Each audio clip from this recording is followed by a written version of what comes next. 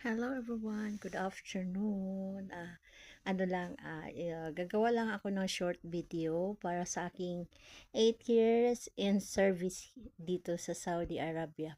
Parang kailan lang ang ah, July 2, 2016. Parang kailan lang.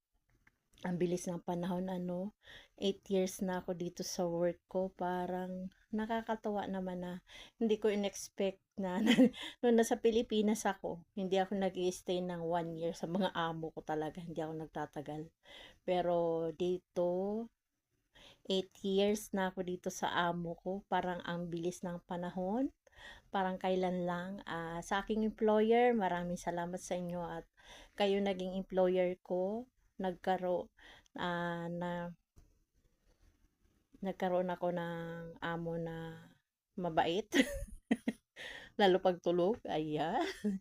Ayan. Thankful ako sa aking work at sa isang employer lang, 8 years na ako today. Ayan.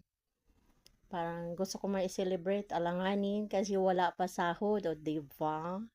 Parang kailan lang. Ayun. Thank you Lord sa 8 years dito sa aking employer. Sa mga naging friends ko dito, sa mga paparating ko pang mga kaibigan. Ayan, thankful ako sa lahat, ayan. Thank you Lord for the 8 years here in Saudi Arabia. Talagang sacrifice ang ginawa ko sa aking mga anak. Isa lang naman akong single mother, pero down to earth naman ako.